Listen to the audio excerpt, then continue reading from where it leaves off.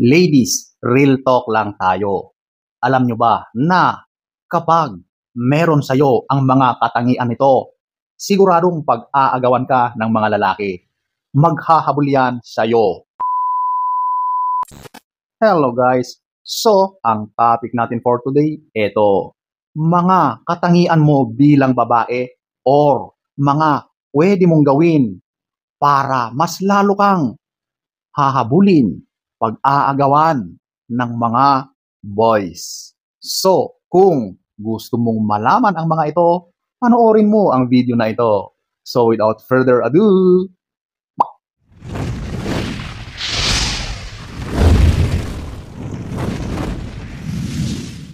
so eto, ating alamin ang mga katangian or maari mong gawin sa sarili mo para mas ma-attract, hahabulin, pag-aagawan ka ng mga boys. Number 1, eto, yung pisikalan.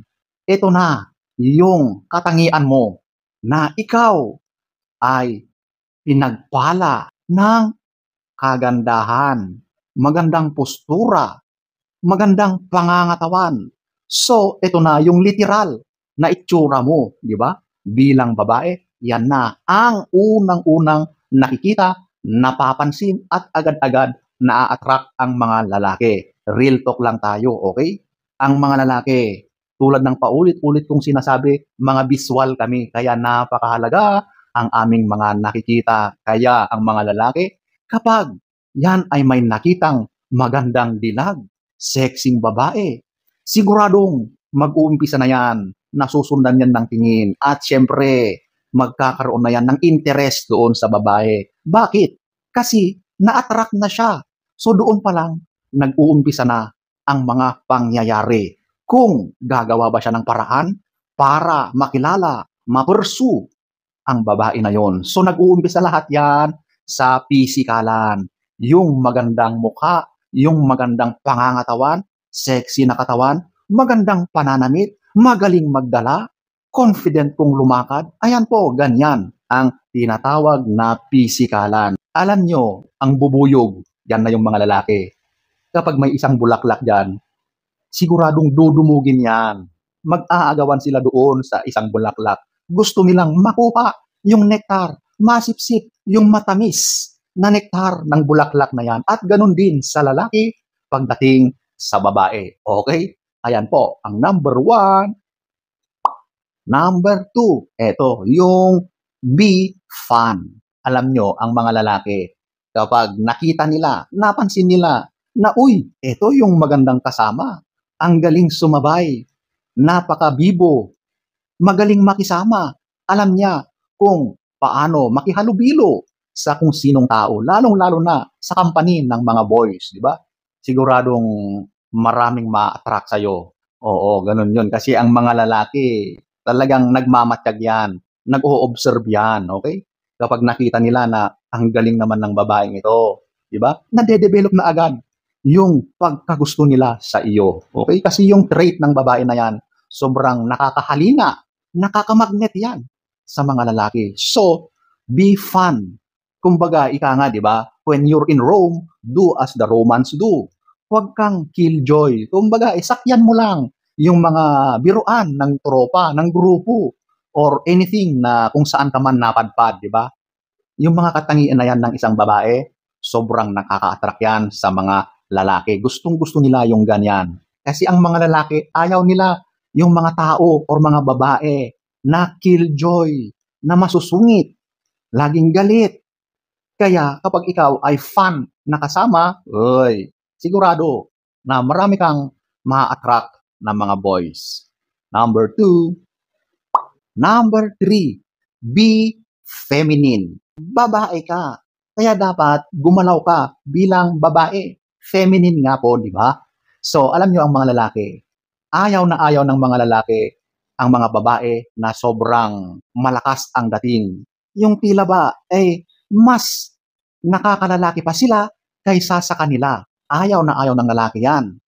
Ang gusto ng lalaki ay nakikita yung feminine side ng babae, yung softness ng isang babae, yung pagka mahinhin, ng isang babae. Hindi ko naman sinasabi na kailangan tahimik ka lang. Hindi po ganun. Bilang babae, gumalaw ka femininely.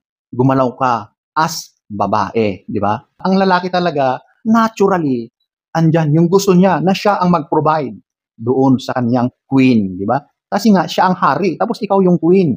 Ang queen dapat siya nakasuporta sa kanyang king. Yun talaga ang tradisyonal na nakasanayan simula't sapol.